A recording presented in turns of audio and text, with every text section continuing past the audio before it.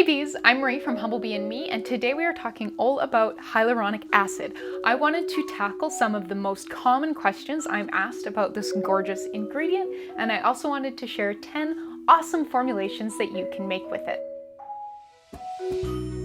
Before we dive in, I'd really like to encourage you to read my Let's Talk About Hyaluronic Acid blog post on humblebeeandme.com and to read the humblebeeandme.com encyclopedia entry on hyaluronic acid. So if you're looking for just like basic information about like what is hyaluronic acid and why is it amazing and sort of so on and so forth, you will get your answers there. Question number 1, what kind of hyaluronic acid should I buy? So to start with, I would definitely recommend buying a dry powder version of hyaluronic acid rather than a solution that's already been made. You typically pay a pretty substantial premium for somebody else to make the solution, and it's simple enough that just buy the dry powder and make it yourself. If you've never owned hyaluronic acid before, I recommend getting something that is in the 800,000 to 1 million Daltons range. This is often sold as low molecular weight hyaluronic acid, but the distinctions between what is like low and super low and ultra low and high and ultra high, those are pretty fuzzy. So make sure you are looking at the documentation from your supplier and looking at the Daltons, so that's like the size of the hyaluronic acid, rather than just going by the name. I feel like this weight of hyaluronic acid is a really good sort of introductory weight of hyaluronic acid. It makes a relatively viscous solution.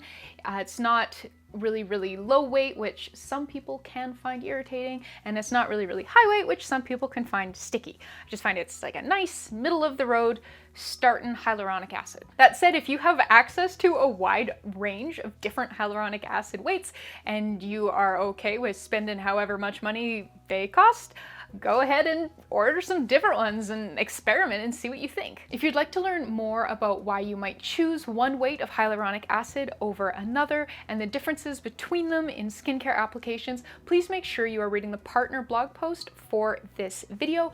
I have linked to some great articles from Lab Muffin and Simple Skincare Science that go into really fascinating detail about this. Very much worth the read. Question number 2 is, how do I work with hyaluronic acid? Because when you buy it, it's a white powder that probably cost a fair amount of money as far as DIY ingredients go. It typically sells for about $5 a gram. And so you're going like, how do I use this precious powder? And so what you're going to want to do is make a stock or a solution with it. So this is a 1% low molecular weight stock, and you can see it's reasonably viscous, definitely thinner than ketchup. Thinking through all my condiments, kind of like maple syrup, like cold good maple syrup.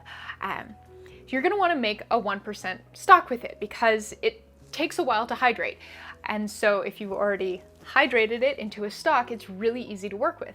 It's also an ingredient that is really expensive and effective at low concentration. So when we already have a diluted solution of it, it's much easier to weigh it out precisely. If you want to learn how to make your very own stock, that is the first thing in my list of 10 things to make with hyaluronic acid. So that is linked in the description box below and also in the partner blog post. Question number 3 is, how much hyaluronic acid should I use in my formulations? And honestly, 0.2% is enough, and I have some links on this linked in the blog post, which is linked in the description box below this video. So there can be a lot of temptation to make really concentrated, like super active, rich skincare products when you're making them yourself, because you can.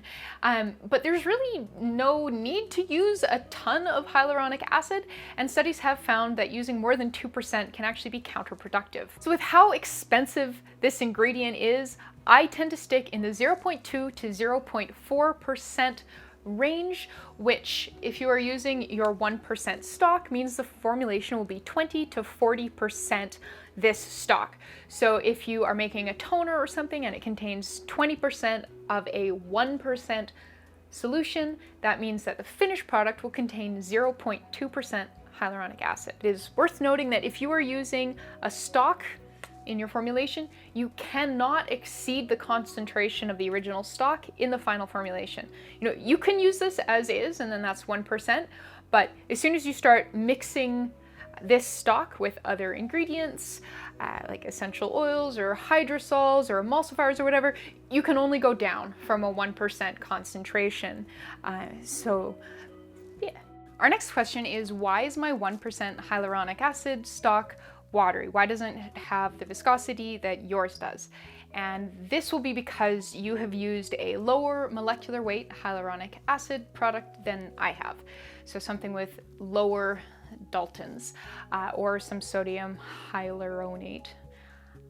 Definitely realizing that's not a word I've potentially ever said out loud, so apologies if I am butchering it. The lower the molecular weight of your hyaluronic acid, the thinner your solution will be, and the higher the molecular weight of your hyaluronic acid, the thicker your solution will be. So if you have made a 1% solution with ultra low weight hyaluronic acid, it's not going to be as thick as something with a low or a medium or a high molecular weight hyaluronic acid.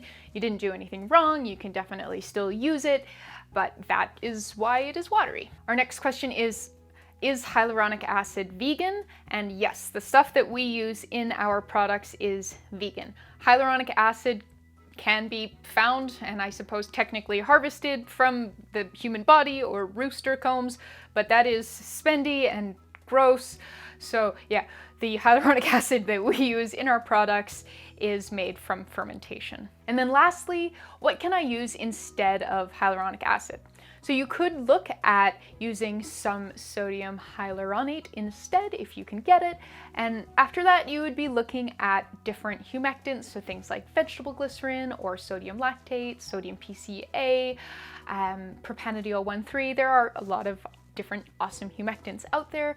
Now, sort of how much you'll want to use and what will be the best choice for any given formulation will depend a lot on that formulation.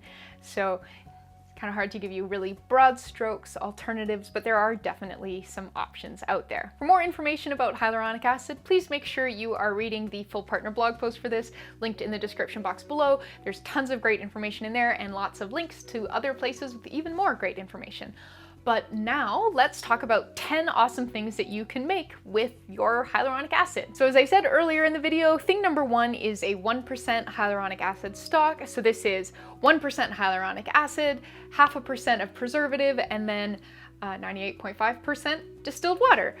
Combine, let everything hydrate, mix until uniform, and then keep this beautiful bottle of stock on hand to transform into all kinds of beautiful things. Or you can use it as is if you want, but it is a fairly expensive way to use it because it's about 5 times more concentrated than it really needs to be for efficacy. So if you're looking for a hydrating, lightweight hyaluronic acid facial experience, I definitely recommend starting with my Lavender Aloe Hydrating Facial Toner. So we get the goodness of hyaluronic acid combined with some lavender hydrosol, some soothing aloe vera. It's really simple to make, and a toner much more in the vein of, hydrating skin toners from Japan and Korea rather than the sort of more astringent North American style toner. It's really lovely. If you'd like to sort of upgrade from there, I really recommend my hyaluronic acid and vitamin B5 facial serum. So I included just a little bit of xanthan gum to give this a little bit of body. We've got some added richness from a touch of a PEG dimethicone. We have the gorgeous hydrating goodness of hyaluronic acid, the skin soothing wonderfulness of panthenol, also known as vitamin B5.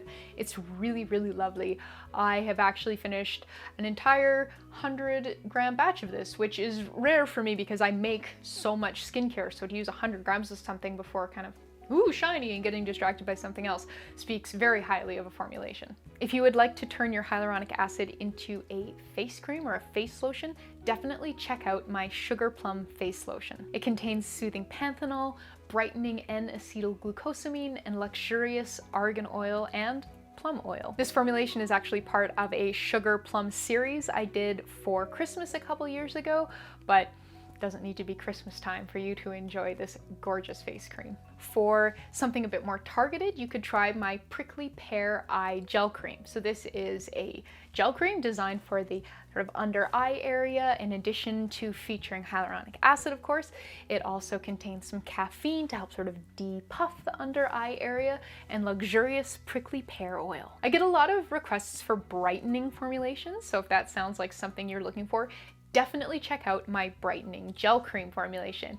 So it includes, of course, hyaluronic acid, but also the powerfully brightening duo of niacinamide, also known as vitamin B3, and N-acetylglucosamine, or NAG, and it is a really cheery yellow color thanks to the coenzyme Q10, which is a really potent antioxidant. So it's just a beautiful brightening formulation. If you're looking for a way to get some hyaluronic acid into your hand care routine, definitely check out my Pemberley hand cream. So this was actually my Formula Botanica Diploma in Organic Skincare Formulation final project, and mwah, it is really lovely, and I'm so proud of this formulation.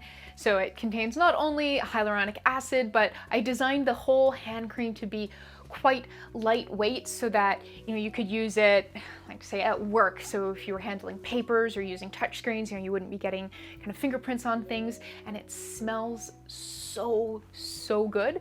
I do have an entire kind of Pemberley series of formulations on humblebeeandme.com, but I do think that the hand lotion is probably the best one. For some all-over hyaluronic acidy goodness, check out my Strawberry Rose Body Glow Serum. So this is a clear, slightly viscous serum for the whole personage. It smells wonderfully of roses and strawberries thanks to rose hydrosol and strawberry hydrosol, and it is deeply moisturizing. If you prefer your all-over body moisturizing to be a little bit more wobbly, why not try my strawberry kiwi body yogurt? So it features strawberry hydrosol, kiwi seed oil, and gorgeous hyaluronic acid, and then a pretty good amount of a gelling ingredient, so the whole thing wobbles, which I think is really cool. But it's gorgeously moisturizing and almost invisible on the skin. And the last project on this hyaluronic acid DIY roundup is my Herbs and Honey Pink Clay Mask. So I was inspired to create this formulation by it's like a north of $100 face mask product that I saw advertised on Instagram.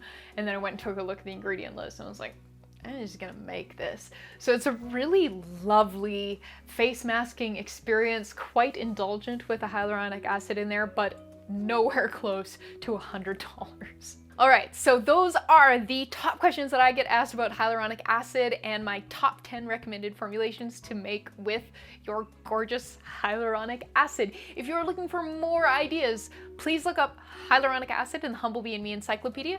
You scroll down, and at the very bottom of it is a list of like all the formulations I've shared that use hyaluronic acid, so there's quite a lot to choose from. But yeah, thank you so much for watching. Please subscribe. Please make sure you read the partner blog post and check out the associated like sources and articles that I've linked to, because there's just heaps to read and learn. And huge thank you to Lab Muffin and Simple Skincare Science for your bomb diggity articles. Yeah, thank you so much, and I hope you have a beautifully moisturized day.